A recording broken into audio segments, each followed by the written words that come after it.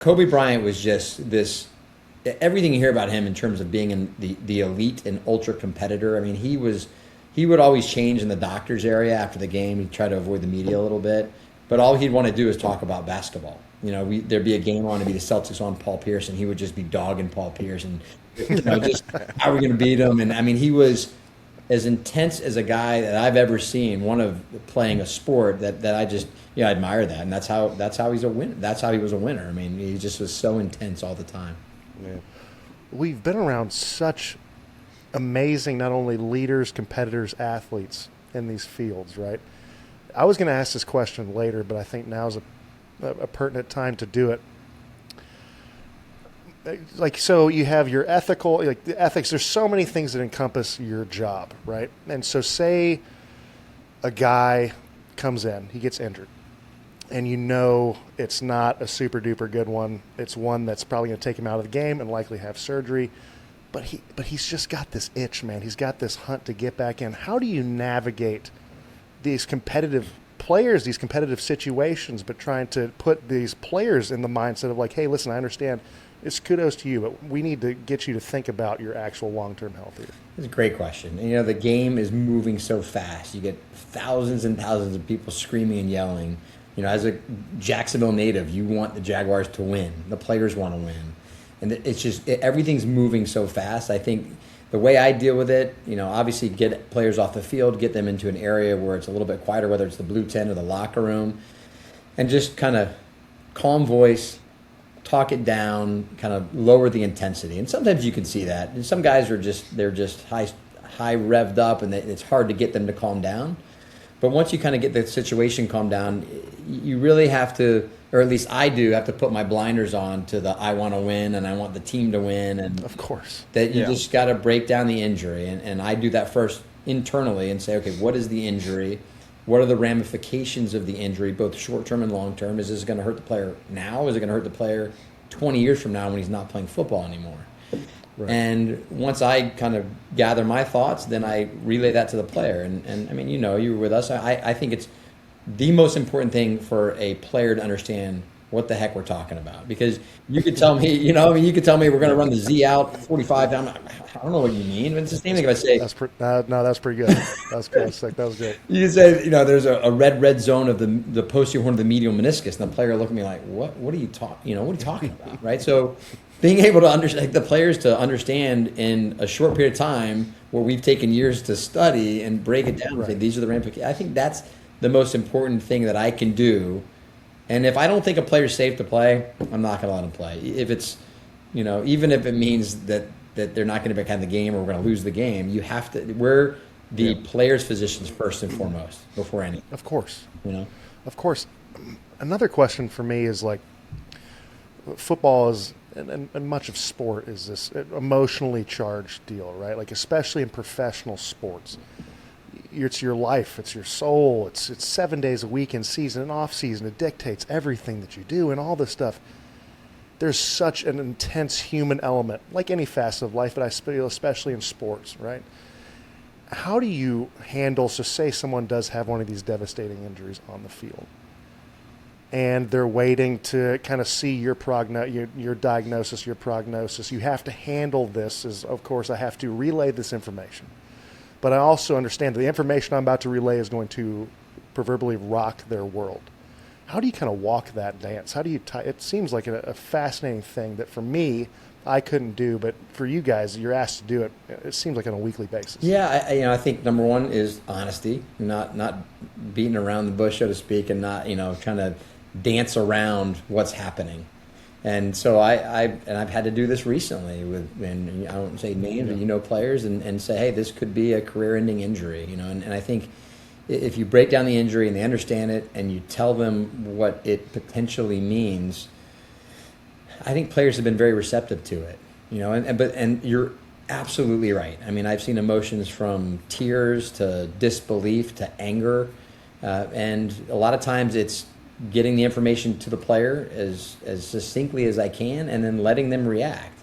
And if that means they want an arm around their shoulder, if they want a tissue, if they want time, you just kind of got to read the room, so to speak, and then when they're ready to talk more, inevitably they talk more. But it's a tough thing because you guys have been playing football since you were young, and that's your vocation, that's your life, And it's like if God forbid I lost my hands, how would I feel? That's kind of mindset I go. How would I feel if someone told me you can't operate anymore? And so that's kind of the way I kind of dance into that conversation. Well, I also kind of feel like too in your situation, don't take this as me saying it's easier, but you actually have, you have a rapport with these guys. You're with the team for quite some time.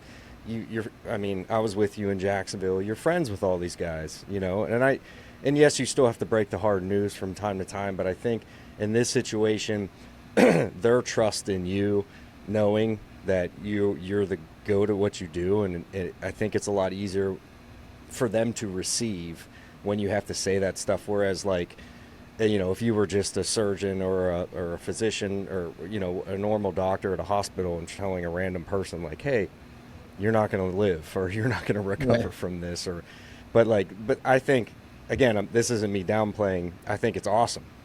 I think it's cool because you're part of the team. You're so intertwined with those guys so much that they believe in you and they believe in the word that you say, which is an awesome place to be, I think. Yeah, I think you're right. And from the time the guys come in when they're rookies, that's what we try to do. You're absolutely right. Building rapport is first and foremost the most important thing. It's hard when these guys come from some of these big schools and they don't know who to trust, and now they have agents. And agents, they don't trust the medical, and there's so much that goes into getting a guy to trust that you're not there to hurt him, that you're there to help. Right. And our athletic trainer, Ferg is great at that as well. The man. Yeah, he's the man. He lays it out there. Yeah, it's like I'm not trying to keep you off the field. You know that.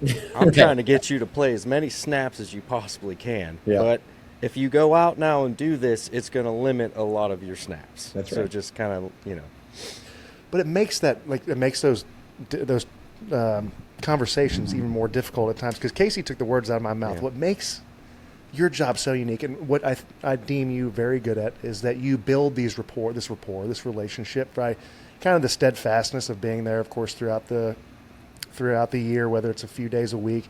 You're the best at getting your balls busted and taking that and rolling with it. You have a gift. We should have brought Perk on to bust his balls. My God. We should have brought Perk on to bust his balls. But it's like even on the off season, you're building rapport with these guys, and right now we're in one. I always found it fascinating, Doc. Can you enlighten folks, the day a season ends, whether it's the way you want it to or the way it doesn't, you're booked. Yes, Doc, you are booked. The season doesn't end, right? For when the season's over, for us, it's like the beginning of the end, right? Because there's always surgeries to be done. And we have to then manage the guys that we're rehabbing, and we have to come up with that plan, because as soon as the season ends, whenever it ends, the next season is right around the corner. We know that right now. And so you have to, 3 or 4 months, 5 months is a short period of time when it comes to the NFL, as you know, especially when you're coming off an injury. Well, two things. One, I want to know about put this one in your pocket because this is a longer one. But it's got to be interesting to navigate certain injuries that are all right, this definitely requires surgery, but you can totally play through this right now. Is that something that you collaborate with the medical staff as well as the player? Because I also assume it's kind of up to the player, their pain threshold and their ability to still do their job. Yeah, if I look at an injury and I know that injury is a playable injury with, again, little risk for future harm or future damage, things like shoulder labrums, and sometimes you can play with those. Hip labrums, same thing. Although some people whine about their hip labrums a lot. I played hockey last night, dude. I'm good. I'm kidding. I'm joking. No, but these are painful injuries, but you can play through those. And so when we get the information to the player and tell them that they're able to play, the question then becomes: are they able to do their same job at the level which they want to do it? And that's a different question, and that's a player-centric question, because I can't tell them, "Hey, you're doing great." At your job. That's a coaching question, a player question. And so that kind of drives into what I need to relay to them is that if you do play with this, these are the short-term problems and the long-term problems. Or, hey, there's no problem. You can play through this. We have so much NFL literature about these types of injuries, whether it's hip labrums, shoulder labrums, anything that we know in a predictable way, is there going to be long-term damage? And then it's up to discussing with the player. How do you protect the player? Can you shorten practices? Can you limit their reps? Are there things that we can do as a medical staff to let them play on Sunday and then also protect them during the week? And that's the dance. Well, the dance is also wildly fascinating in regards to those kind of injuries, because maybe you can attest to this. Like, it's Monday, you are not going to feel super duper, all right?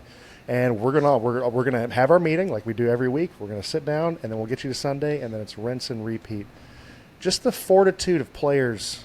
What have you seen? And what's the thing that shocked you the most about football players since you started working with them back in 2009?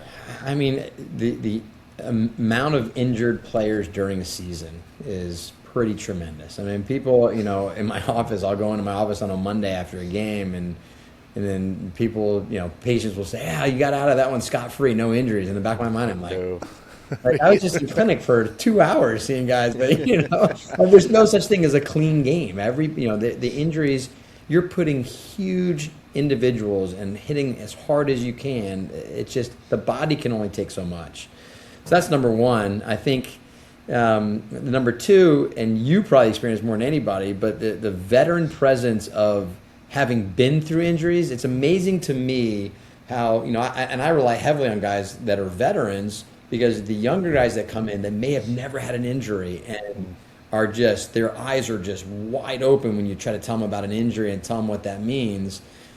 The ability of a veteran to kind of take a younger guy and take him through, hey, I tore both my hip labrums, and it hurts like a son of a gun. I played a couple seasons and got them fixed. Or, I played through this and that and high ankle sprains, and here's what it's going to feel like.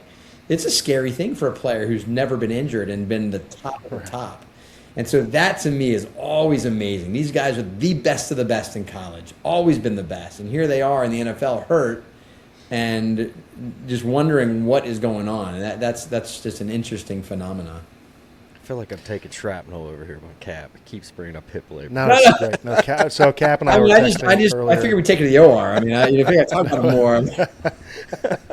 Well, so how do you balance going from this testosterone-filled gladiator sport and then head on over to the orthopedic specialist of Jacksonville for your normal actual gig? Like, what is that like? What's the emotional come down, especially in season, for that?